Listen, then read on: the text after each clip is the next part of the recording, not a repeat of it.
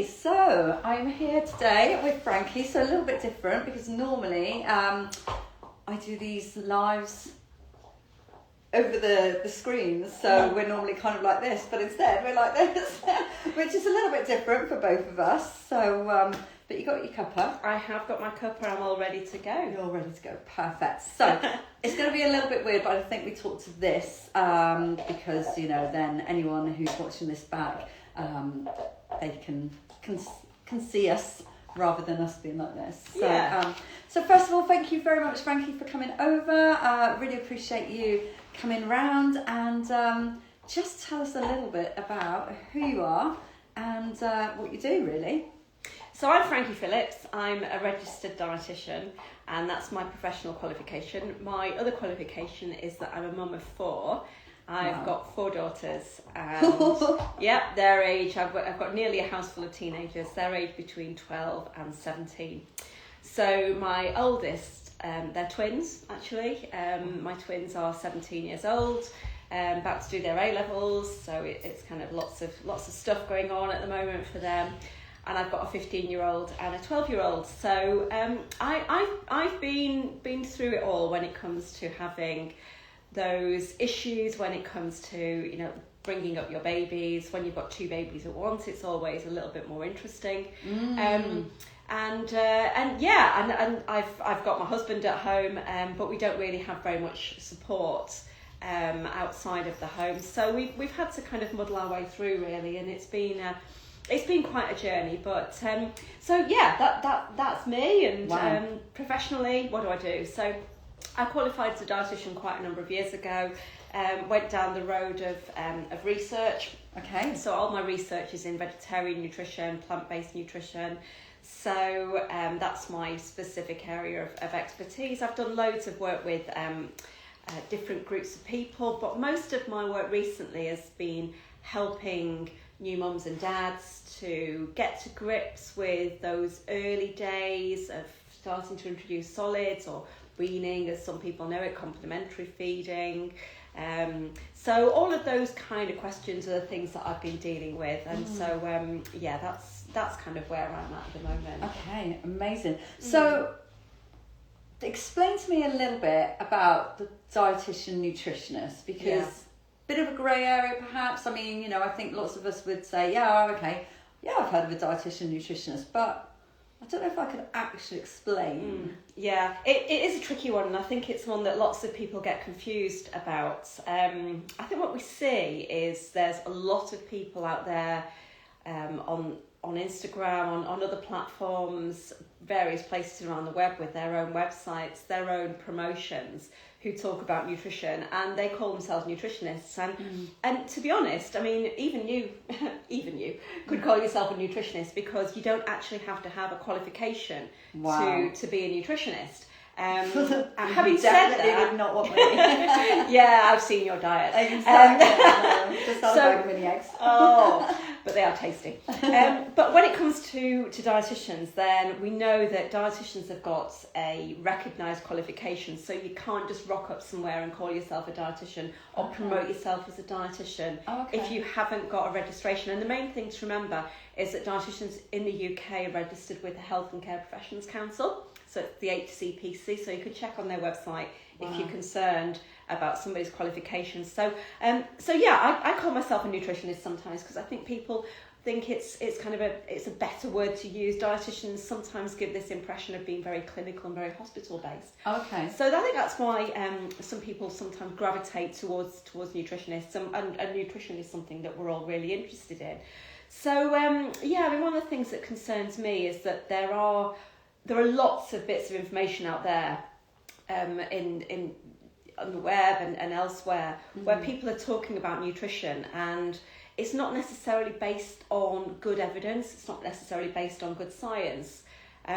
Some of it is, but some of it is people's opinion, or maybe they've read a book and they were really interested and they've done some of their own research, and it's more anecdotal, really. Okay. I found this works for me, therefore I'm going to tell other people about it. Got it, yeah. So that's my concern when it comes to talking about nutritionists and dietitians.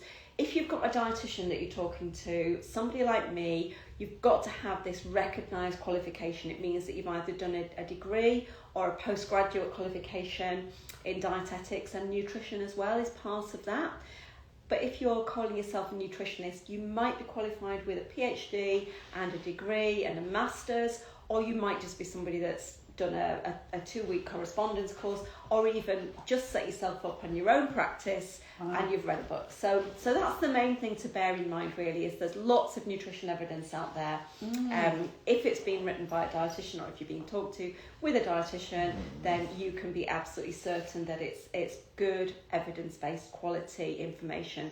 If it's from a nutritionist, it might be really good, but you just don't know for certain, because that level of recognition as a qualification just isn't there at the moment. That's okay. Okay. Oh, that's really interesting. Okay. So why would somebody come to you or come to a dietitian? What kind of, just so I've got an understanding as well of, is it referral based? Is it, what is it to do with? Okay, so some dietitians work on private practice basis, so you might be able to get in touch with them through various websites or through the British Dietetic Association, which is the kind of the body that lots of dietitians belong to, and they can promote and get people in touch with a dietitian if they want to have some advice or some information.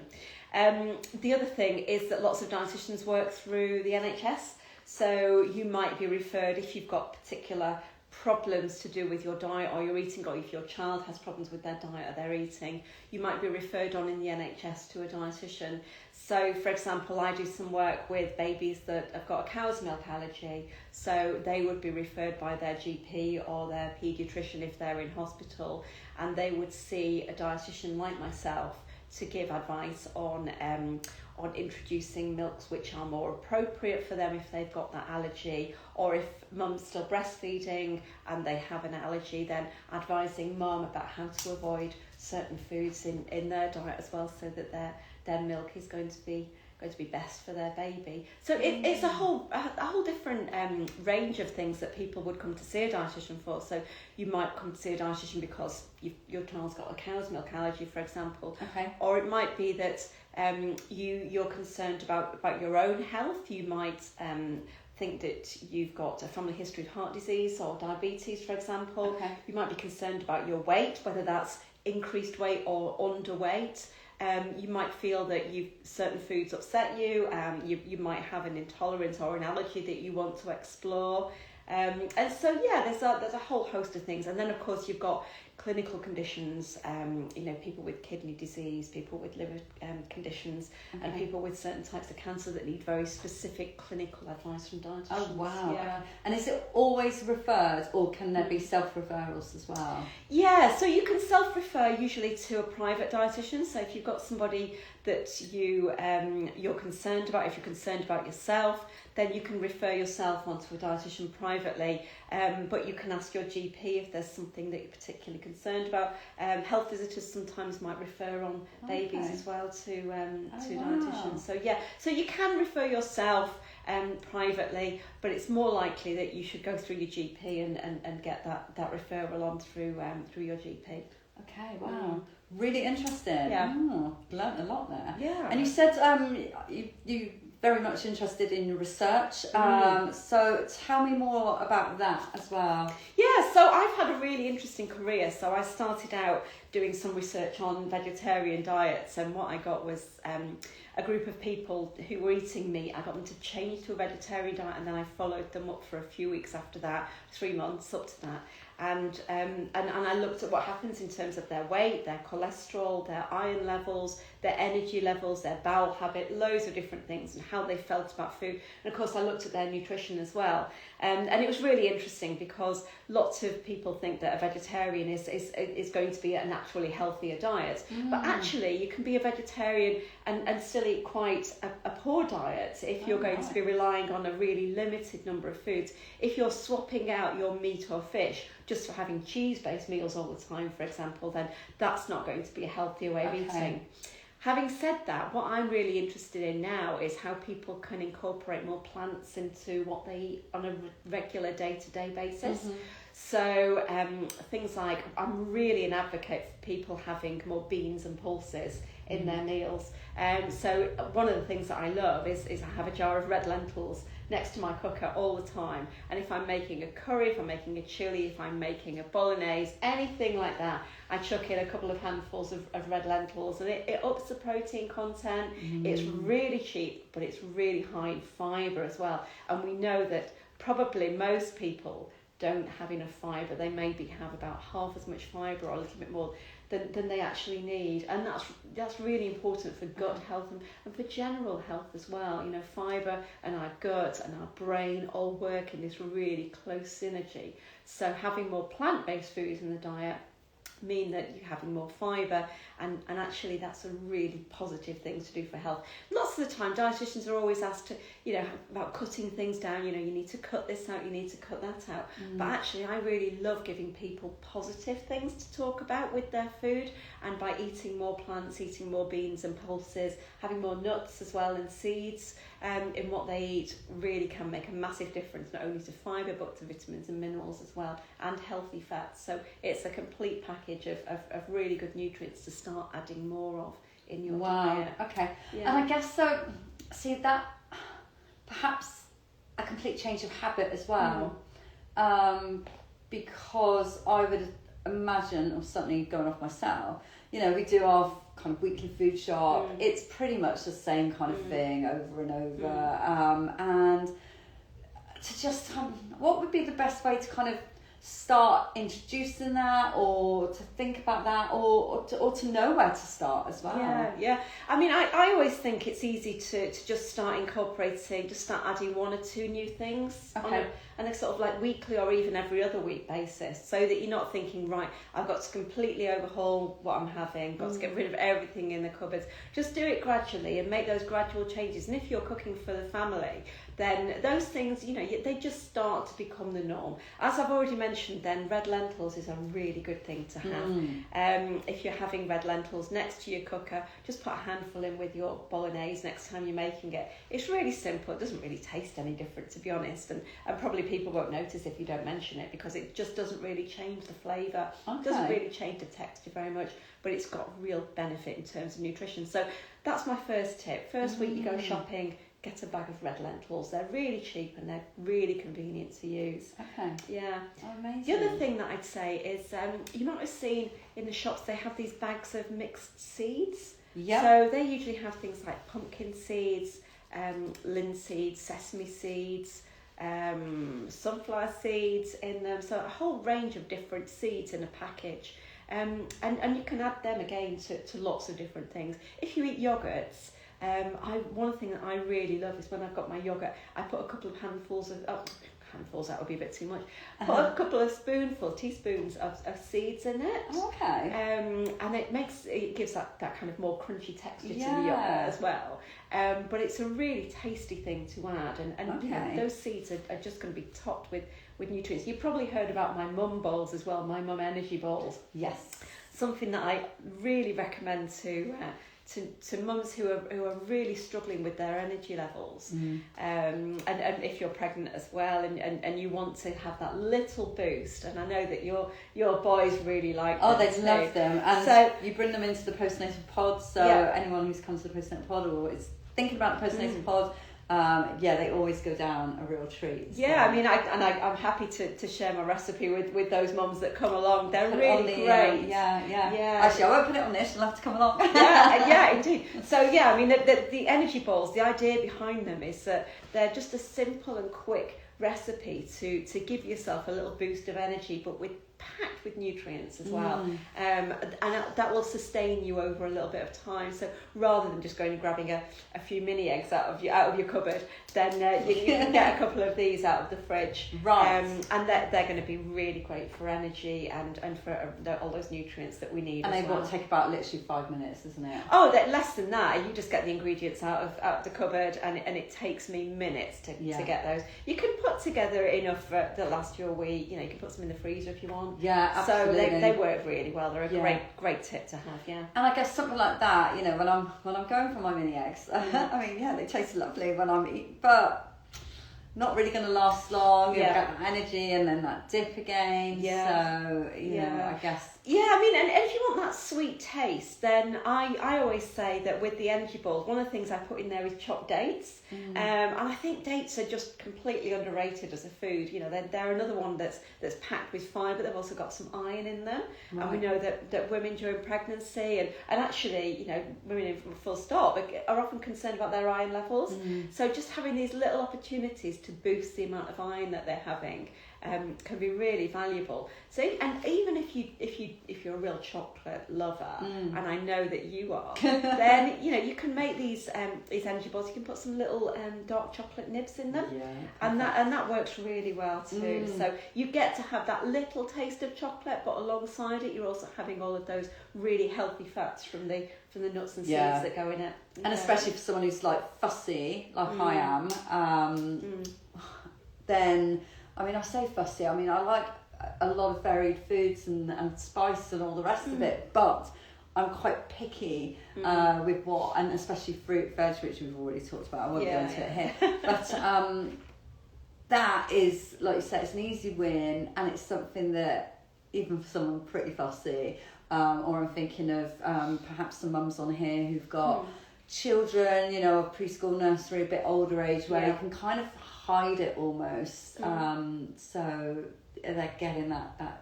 Yeah, I mean, I've had a really interesting experience because of my 4 children. Then I've got one was really quite fussy. She would hate me to say that, but she really was. So and that was one of my twins. So you can imagine that I was introducing them to the same foods at the same time, and one of them would quite happily anything, to be honest, and still does. But the other was really quite. It was a thing about some textures she didn't like, some taste she didn't like. I mean, one thing that she used to do was she really didn't like peas. So I used to give her some food, and I'd put peas in them, and you know, I'd maybe hide it underneath something, and she'd take a spoonful of this, and then the pea would just pop straight back out again. As a fussy eater, you can find it. You know absolutely. It's in there. Yeah, and I know this is a thing, but I think when it comes to getting to try new foods and getting people to like and add new foods into their diet, we've just got to do it in a really gentle way. And I know that the research says that if you don't particularly like a food, your children need to try it, or you need to try it maybe 10 or even up to 20 times before you'll sort of get to the point where you think, yeah, it's not my favourite, but I'll tolerate it. And I think that we've seen that with our children. So this one I was telling you about, my oldest twin, who is very, very fussy when she was very little. She now will eat anything, and it doesn't. What I say to my girls is, you know, she doesn't necessarily have to make it her favourite food. Right. We have a bit of an ongoing joke about aubergine in our house. Yeah. Don't pull your face. Aubergine's a great food. I think it's a really underrated, really great ingredient in lots of things, and I love baba ganoush. But if you've got a food that's, you know, you just keep adding a little bit of it, and by little I mean a really tiny amount. Okay.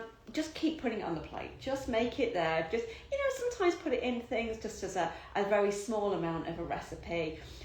You get to a point where it's not really noticed anymore, and then you can say, maybe you can help me make it today. And then, what, did that have aubergine in it? Yes, it's had aubergine in it for the last 6 months that I've been making it. But I don't like aubergine, but you've been eating it for the last 6 months. So, you know, we've got 2 ways of doing this. Either we just keep plodding on at it, just keep going, just keep trying, or else we put it in foods where it's not necessarily as noticeable. Okay. And then, as I say, it doesn't have to be your favourite food. I'm sure you can think of things that you've had when you've tried in the past of something that you've not liked particularly. And then you're in a situation where you think, oh, there's an olive on my pizza and I don't want to seem rude, and I'd better just eat it. Yeah. And the next time there's an olive on the pizza, it's like, oh, I'm just going to eat it anyway. And then, I think I might have olives today on my pizza because I quite liked it. So over time, that's so interesting. You know, I mean, I don't know what you thought the first time you tasted a pint of beer. I'm sure you don't drink pints of beer. I don't drink beer. Or if you drink wine, if you drink maybe wine. Yeah, to be honest, I can't remember. It's such an interesting point because I did battle through that. Yeah. I mean, I still won't drink beer. I don't drink tea or coffee. Yeah. I mean, I often think to myself, how on earth at this point in my life am I getting through without coffee? I think that's where the chocolate comes in. That might be the case, yeah. But that's so interesting. But I didn't used to like olives, that's why I use olives as an example. And I really didn't used to like coffee when I was little. I'm not given lots of coffee, but I suppose you just get used to being in a situation where a new thing's been offered, and travelling as well. Right, yes, we want to go, we all enjoy travelling and trying new things. And for me, trying new foods when I go somewhere is a real highlight of places that I'm going to. But it doesn't necessarily mean that I always like what I'm being given, but I'll give it a go. So this daughter of mine, who was very fussy, she went to a university open day and was staying over, and she had food that was provided for her, and she said, "Mummy, you'd be so proud of me. The only vegetable that was left was courgettes, and I just ate it." That's exactly it. Yeah. So you do get to a point where it's not your favourite, but you just keep trying. And I think that this is certainly one of the things that I talk about in my weaning sessions, is how to introduce new foods to your baby. Right. And one of the things is talking about, what are the real tips and the hacks for starting to get children to have that varied diet and that range of different foods, and starting off with vegetables as well. That's a really top tip. Okay, amazing. So is there any evidence, or have you looked into, just with what you were talking about there, I don't know about your twins, if one was more premature, or if they...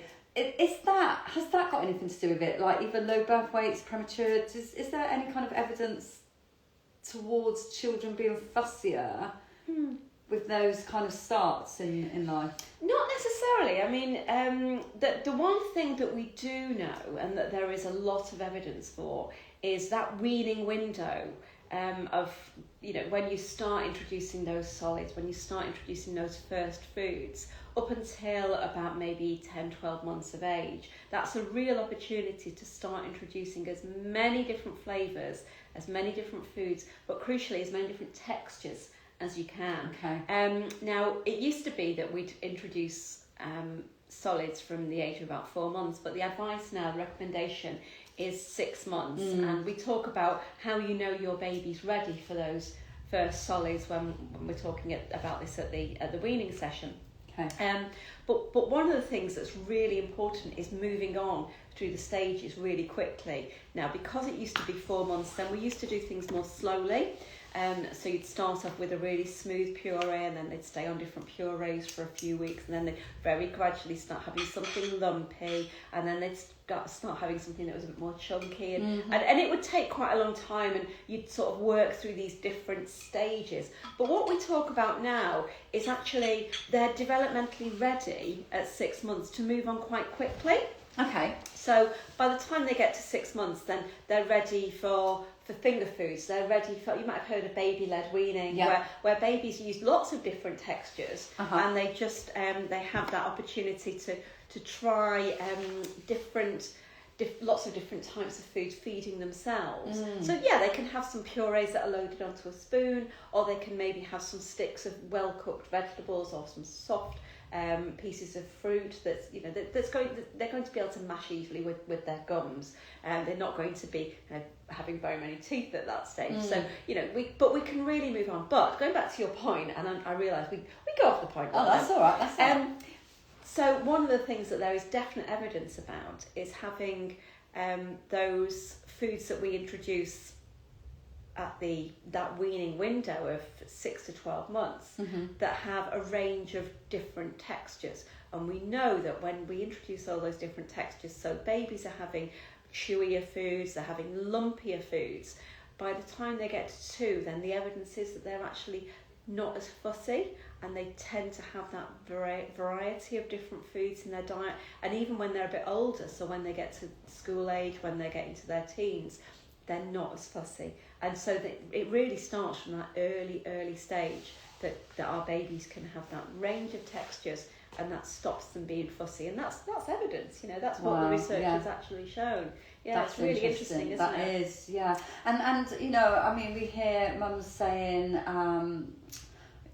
but my baby's giving cues that they're hungry, or I've been recommended that that maybe this isn't enough, or the other one is sometimes that follow-on milk as well. So do you just want to kind of touch on that a little bit? We know that for babies then breastfeeding is the best way, and to carry on breastfeeding as long as you can, even when you're introducing solids and beyond 12 months if you choose to. With baby milks, with formula, then that first formula that can be used until 12 months. There's no need to have a follow-on formula. By the point of getting to 12 months, they're going to be getting most of their nutrition from the foods, and then they can start having just regular cow's milk to drink. So there's no need to have the follow-on type formula from 6 months.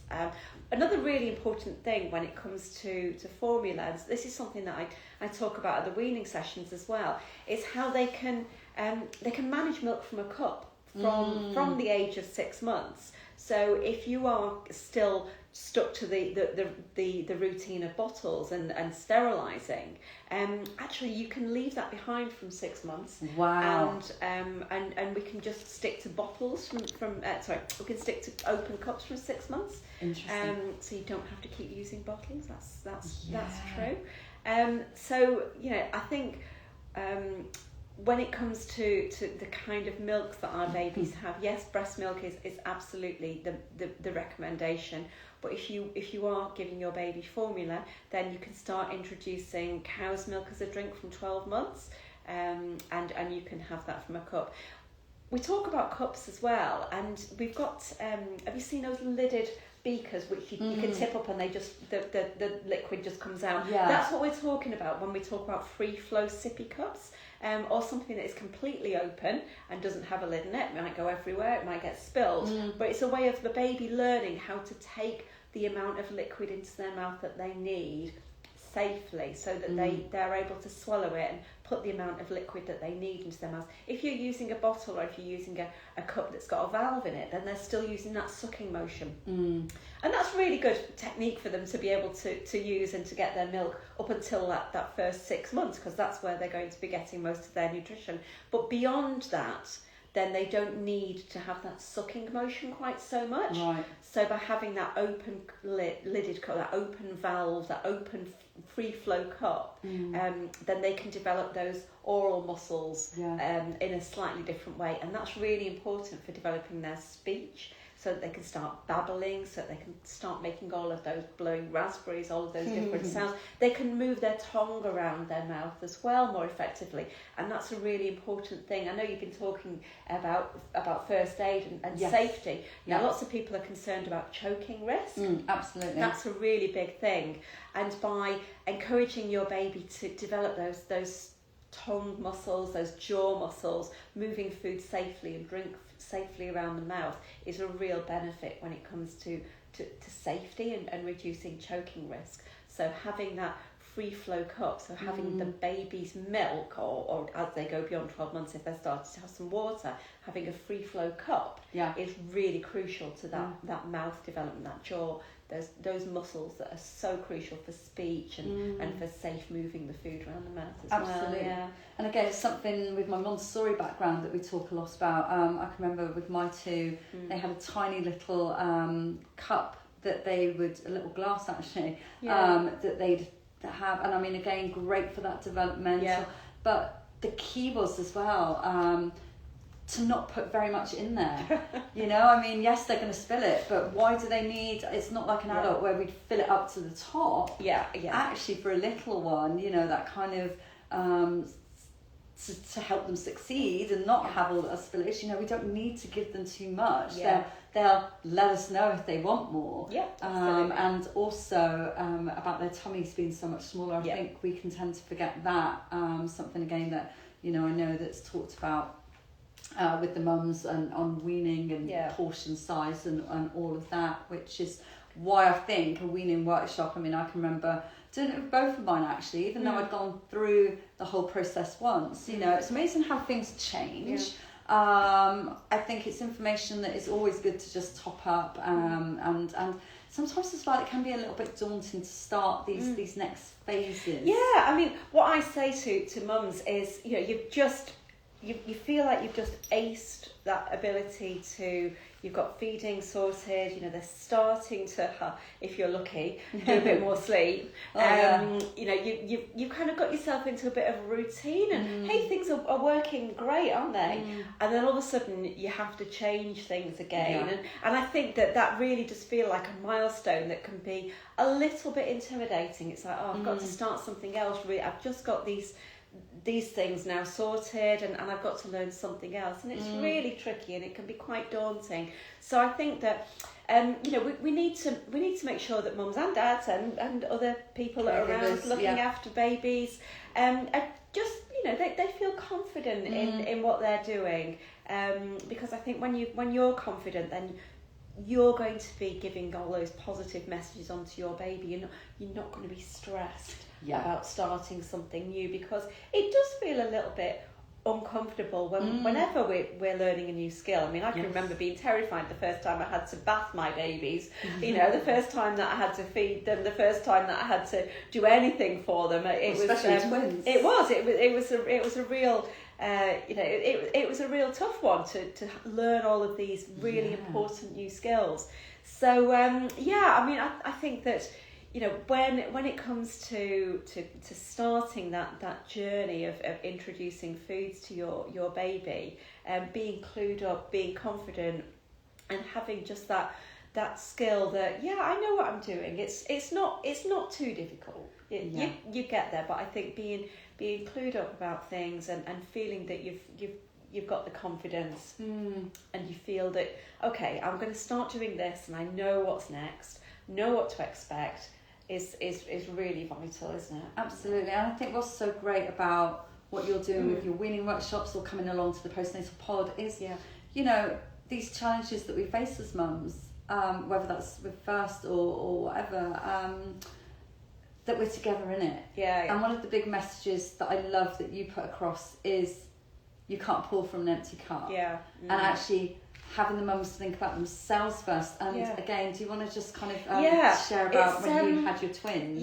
So it's a bit of a thing about mums are always really giving and just they're there for their baby or babies in my case, and you have to put them first. And I think sometimes we need to remember that we need to look after ourselves as well. And the thing that I always talk about is when you're on an aeroplane and you get that safety message, so you know about the seatbelt, about where the exits are. But one of the other important things they talk about that oxygen mask, and if the oxygen mask falls from the ceiling above you on the plane, then you need to make sure that you put your own on first before you help somebody else.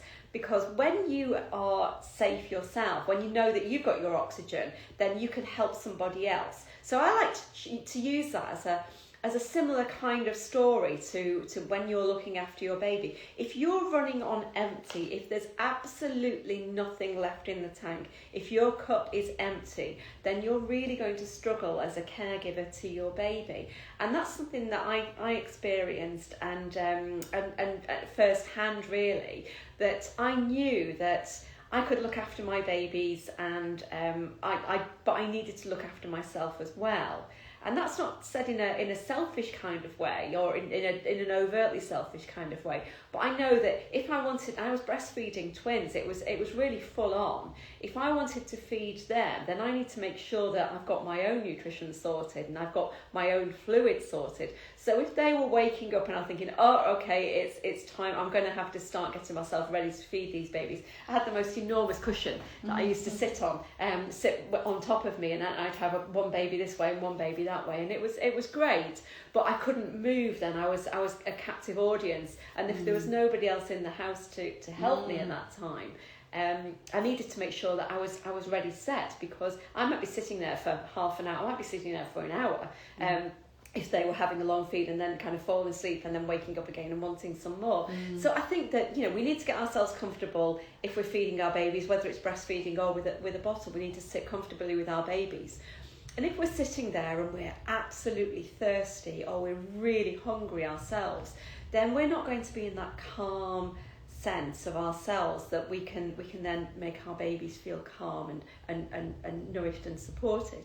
So my tip for everybody is make sure that you put your own oxygen mask on. It might take 30 seconds. We're not talking about making yourself a 3-course meal or phoning and getting a takeaway delivered. Nothing like that. Just have something in the cupboard that you can always just grab, whether that's going to be something like my energy balls. Flapjacks are really great. Grab yourself some oat cakes and a little bit of cheese. If you've got time to make a sandwich, or if you make a sandwich early in the morning, just pretend make it like a packed lunch for yourself. Grab some fruit, grab a banana, grab a handful of nuts. All of those things can be really ready to get really quickly. And then go back and sit down when you've got your drink, you've got your snack at the side of you, and then you're in a better space. You're not going to, that thing, Rebecca, where you get hungry and angry at the same time. Yeah. Do you know that hangry? We're all recognising that hangry feeling. But do you know that if you're dehydrated as well, even if you're only a couple of % dehydrated, that can really affect your mood. That can really affect the way that you're feeling. So making sure that you're well hydrated, have a glass of water. And another thing that mums often think, and I often get asked about, is caffeine. Yes. So caffeine, yes, if you have a lot of caffeine, then it can lead to some negative effects. It can make your sleep disturbed, for example. If you have a lot of caffeine at once, it can perhaps make you feel a little bit agitated. But for most people, having some caffeine or some caffeinated drinks, so some tea and coffee, or some hot chocolate even, that can actually be a good thing to have, because if you imagine a latte, then the amount of milk that you're having in that, the amount of fluid that you're having, lots of calcium, lots of B vitamins in there and some protein, the amount of caffeine in that is actually relatively small. Okay. If you were having, and here's the thing that I noticed when, if you go to a proper Italian coffee shop, then what they do is they give you, if you order an espresso, then they'll always give you a glass of water on the side of it. And that's because, yes, the caffeine in the espresso will cause a dehydration to a small degree, but you can more than make up for it by having extra water. So if you drink your coffee as an Americano or as a latte, then the amount of liquid that you've got is going to hydrate you, and it's not going to be making you dehydrated, even though it's a small amount of caffeine. Wow. So don't feel bad, I think, is what I'm saying about having some tea or coffee. I drink my tea really, really weak. As you look at that, it's really weak, and I drink lots and lots of tea. I love drinking tea. But I would sit there with my huge mug, or I would sit there with my lidded cup full of tea. Keep it obviously not at too high a temperature and safely when you've got hold of your babies. But making sure that you've got that cup of tea, you've got that glass of water, that glass of squash, you've got that glass of milk if you want to drink milk, anything like that. When you're feeding your baby, have something at the side of you, have a snack with you. Yeah. Make sure that you're looking after yourself, because as we said, you can't pour from an empty cup. We've got to look after ourselves. Absolutely. As caregivers, as a priority. Think of that oxygen mask analogy, and that's something that they tell you all the time on a plane. And I love when you're telling this to our mums in the Postnatal Pod, how you talk about when was it your mother or mother-in-law? Yeah, she won't see this, don't worry. So apologies if you see this, my mother-in-law, but if you just think back to, I don't know, people that might be around when you've got babies. People are really keen to help and keen to do things for you, which is great. Which is great. I didn't have many family who were coming around to help out, unfortunately. But occasionally, then my mother-in-law would be there, and she was really quite horrified that I could leave my babies, and they were quite upset. They might have been yelling a little bit because they were hungry. I would leave them for the smallest amount of time and go and get myself a drink, go and get myself a quick something to eat, and then I could sit down and pick them up and make sure that they were okay. And she was just saying, I couldn't do that, I couldn't leave them crying. And that was exactly the thing that I tried to explain, that if I'm not looking after myself, if I'm not feeding myself, if I'm not giving myself a drink, and I'm getting dehydrated and hangry, then I'm not going to be in a good place to sit calmly with my babies. So I mean, they've turned out okay. So I think I was doing something right. You're doing something right, absolutely. But mother-in-laws are mostly really helpful. Absolutely. Just the caveat there. the other thing I wanted to talk about that comes up a lot with our mums in the postnatal pod is just about, look, when they're tired, they've got that low energy, the low mood, thinking about fueling themselves can actually be one of the last things. So again, any tips there? Yeah. I think my top tip is, I don't know if you've seen, there's on the TV, there's a real thing at the moment about batch cooking. I think the best present that you can give a new mum is well, first of all, fill their freezer with food. They'll be very, very grateful. That would be great. But secondly, get them a large cooking pot of some sort. I mean, if you've got a slow cooker, that's great. But if you've got a really big pan, that can be really helpful. Think of lots of one-pot meals and cook them in the biggest amounts that you possibly can. So you've got something ready to go. If you're having, if you're having a really busy day, you're out and about, you've got to go get them weighed, you've got to go to a clinic, you've got to go get the shopping. You've got a load of things going on that day. And if you've got meals that you've made yourself at home that you know are going to be great, they're going to everybody in the house is going to enjoy them, and you can just chuck them in the microwave or chuck them in the pan to reheat. So having a really big pot that you can make things like, and here's my top tips: make some chili, make some bolognese, make some curry, make it in advance. If you're still pregnant and you've got some time, if you've gone off on maternity leave, stock up your freezer now. That's a really top tip. Yeah. Okay, get all of those little plastic pots that you can, or if you've got any vacuum packed bags or sealable bags, just fill your freezer with ready meal, homemade ready meals that you can then use when you're maybe just so tired and you're stuck for time. You'd rather have an hour's nap when your baby is sleeping than spend an hour cooking. So that's my top tip: is make sure that you've got a big pan. That's really, really helpful. And also look at your store cupboard. I know at the Postnatal Pod we talk about what's my top list of foods to have in the cupboard, because sometimes you might go to the fridge and you think, oh, what can I have? I need something quickly. So just a few things to make sure you've always got there. Have yogurts. Have those pots of mixed seeds. Have some nuts. If you can get some flapjacks, if you make your own, that's great. Yeah. They don't take too long, and you can chuck in a load of nuts and seeds and dried fruit, and that's even more nutritious. If you make some of my little energy balls, chuck them in the fridge or in the freezer, that's really useful as well. But also other things to have in your store cupboard, things like tins of, one of my favourite quick lunches is like a mackerel pate on oat cakes, and it sounds very exotic. Actually, it's really simple. All you've got to do is get a can of mackerel. Sardines works as well, or you can get those little packs that you get in the fridges at supermarkets as well, pre-cooked mackerel, smoked mackerel, that kind of thing. And you just mash it down with a fork and put in some. You can either mix it with some yogurt, or you can mix it with some soft cheese. And then just spread it on top of either some toast if you've got time to use a toaster, or spread it on top of oat cakes or rice cakes, or just a little bit of bread if you've got some bread hanging around in the cupboard or in the bread bin or the fridge. So just have something that can be really easy to make and really nutritious, and will give you. You talked about, it's about low mood and feeling pretty grim. What we eat can really affect our mood. Absolutely. And one of the things that's really important for mood is omega-3. So if you've heard of omega-3 fats, they're the healthy fats that we find in oily fish. So things like sardines and mackerel, but also salmon and trout if you happen to fancy trout. But there's lots of tinned fish that contains omega-3. So mackerel, mackerel, sardines, they can be really great things to have in your store cupboard, because it gives you this omega-3, and we know that omega-3 is one of the fats that's really important when it comes to brain health and can affect mood. And if you're vegetarian, then having nuts which are rich in omega-3 can be great as well.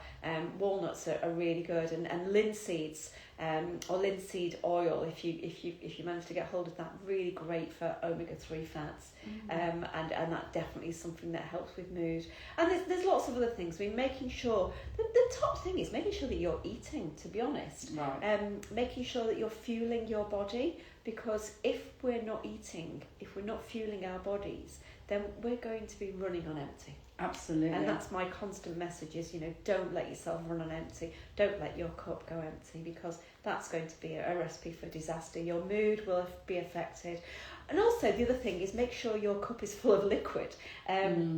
Give yourself plenty of fluid, because I think I said earlier, this idea of if you're dehydrated, even just a couple of percent of dehydration, it can affect your mood and your well-being. And one of the things that I talk about, I know at the Postnatal Pod, is a P chart. And we've got this lovely picture of how you should compare your wee to the colours on this chart. And if it's looking quite dark and yellow, then you're probably dehydrated. The thing that you're aiming for is straw coloured urine. So something that's really quite pale, because that means that you're in good hydration. And if you're in good hydration, then all of your body's going to work better. Does that depend on frequency as well, or is that more individualised? I mean, is there a certain number of times we should be aiming for a certain number of P's a day? I think that it depends on how good your bladder is. Right. So it doesn't matter so much how often you need to go, as perhaps that it's more important what colour your wee is. And if it's very dark yellow, then you're probably a really serious dehydration. Yeah, absolutely. And you're going to be feeling... I was always told that, this idea of if you're feeling thirsty, you're probably already dehydrated. Right. So make sure that you top up on your fluids at any opportunity. And especially if you're breastfeeding. I know lots of mums breastfeed, and making sure that every time you're feeding your baby, you have a drink yourself. Absolutely. Because, you're going to be getting rid of a lot of that fluid in the breast milk. You've got to replenish it. It's really important. So whenever you're going past the tap, just get yourself a quick drink of water. If you're not a fan of water, have some wheat tea, have some coffee. And squash and said's fine. If you don't like the taste of water, then put a little bit of squash in it. As long as you're not sipping on sugary drinks all day, because that's not great for your teeth. Sipping, isn't it? Yeah. So if you're drinking it all together, if you're gulping back a glass of squash, make it quite weak, just to give that. Or you can flavour your waters with things like lemon. Just put a couple of slices of lemon in there.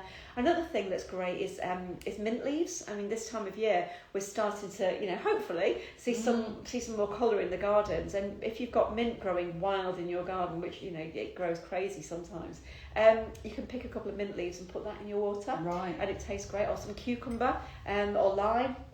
Experiment with lots of different flavours, because that can just make it zhuzhed up a little bit and it's a bit more tasty. But that's really important as well for your mood, is making sure that you're well hydrated. It's so interesting as well, actually, because my boys come home and they've barely drank anything, and sometimes in the morning, if they haven't flushed, which they're at the age of not doing, the colour of their wee, I'm like, wow, this is, and they come home, like I said, their bottles are still full. So I think certainly in nurseries, preschools, some parents on. Again, it's another one that's so important. I mean, another thing is with my two, they wait until they get home to go for a number two.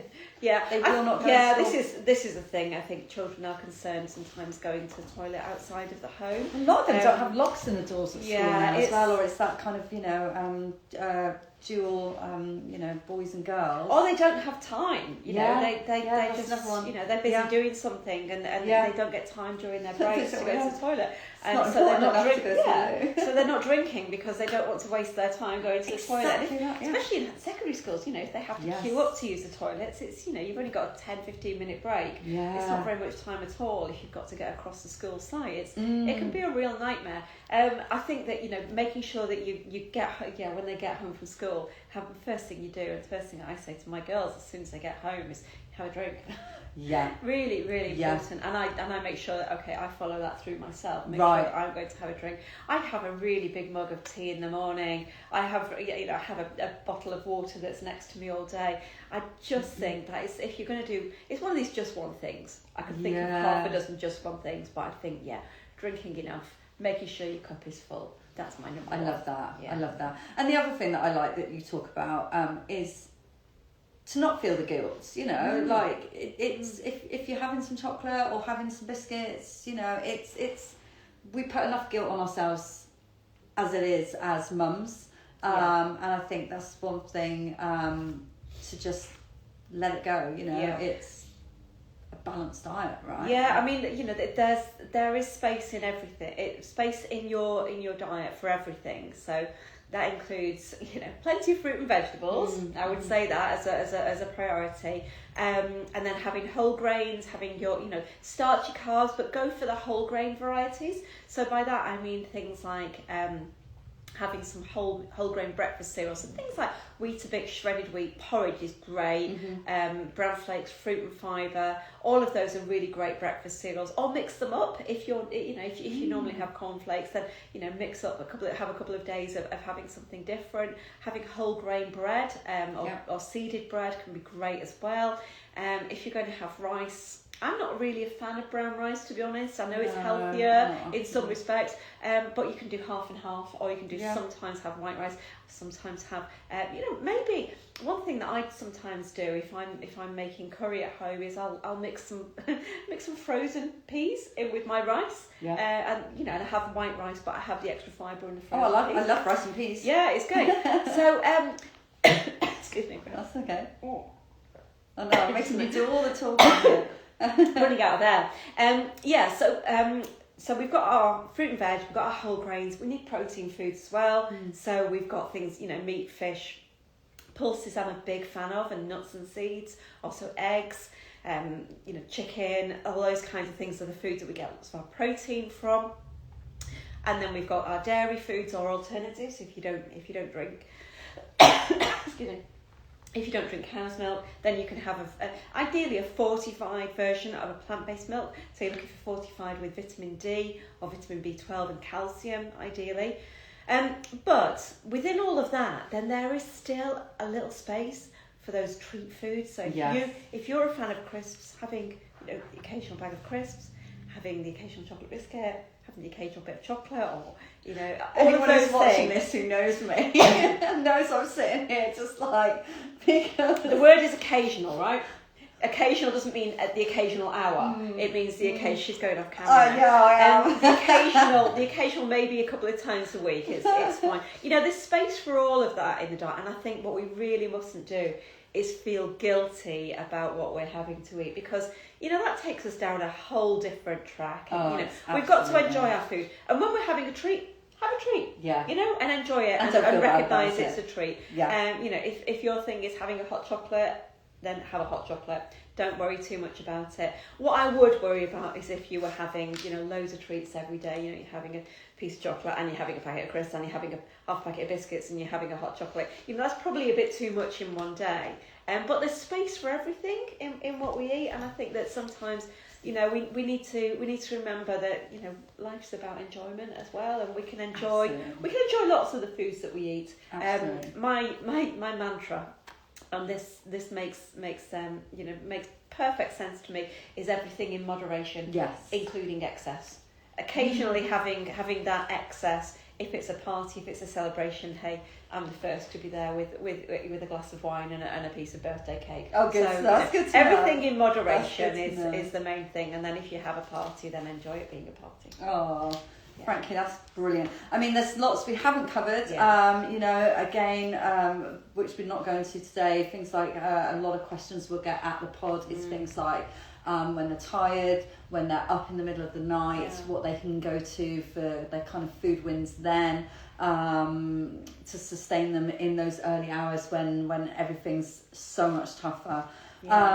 We haven't really talked too much about intolerances, allergies, babies having colic or problems there. So that's something we do cover again in the pod when anyone's got any questions. You have a fantastic slideshow deck where you've got all that information. So for anyone who's wanting more information about the Postnatal Pod, but also just before we finish, I know you've got a couple of your weaning workshops happening at the fabulous Baby Room, which again, we always shout about the Baby Room here, the amazing work they do, the amazing classes, workshops, everything that they have to offer. Don't forget about the Jen and Jill, they're amazing, and cake. Warmth and welcome for any parent, caregiver who is in Exeter. if they've got nappies, if they need some Slingerfies, if they just want to sit down and get the weight off their feet or feed, it's got everything there for them. It's an absolute gem. It is a gem. And so just before we go, if you just want to say about your weaning workshops coming up, I think you've got a couple of places left, is that right? Yeah, so there's one on the 9th of April, so they're usually on Wednesdays, so they're at the Baby Room in Exeter. So the next one's on the 9th of April. There's a couple of places still available, and then there's going to be one in May. That's on the 21st of May, again at the Baby Room. They usually run about 10:30 till 12 o'clock, and then you can stay long for Nappuccino, which is when Jen and Jill make some lovely soup and cake and just hang around and just have a chat, have a cup of coffee, have a cup of tea, just have a bit of a hangout and with your baby. It's really lovely. So you can go on Baby Room website, and they've got some booking details there, or else you can go on my Facebook, and the details and the booking links are all on the Facebook of Nurturing Nutrition. So you can hopefully come and join us and find out more about how we can feed our babies, start them off with a great future, and hopefully pick up a few tips while you're there. And what kind of age? So the best age for thinking about this is from about 4 months. So that the Department of Health, World Health Organization, always recommends leaving it till about 6 months of age, when you've got the 3 signs of readiness, which we talk about in the session. So when you've got your 3 signs of readiness, then you can start introducing your baby to solid foods. So if your baby's around 4 or 5 months, it's perfect to come along. If your baby's already 6 months, then there's plenty still to learn at that stage. So do feel free to come along then. Book on the sessions. I run probably about 1 a month, except during the school holidays. So the last one was fully booked, which is why I'm doing an extra one during the Easter holidays. So that's all good. So hopefully see some of you in April or maybe May or maybe in June, when the booking will come up online soon. Amazing. And you'll be at the next Postnatal Pod, which is in June. Yeah, looking forward to it. For those who've got the younger babies. We've had mums coming from babies as young as 2 weeks. Really teeny tiny ones. Tiny, right up to, again, about 6 months. So. And it's just such a lovely, warm, nurturing environment, isn't it? And mums just love it when they come along there. Yeah. You're doing a great job. Oh, thank you. Well, thank you, and thank you to those of you who joined live. There's quite a few faces there, so hello everyone, and enjoy the rest of your day. Thank you for joining us today. I'm going to switch off here.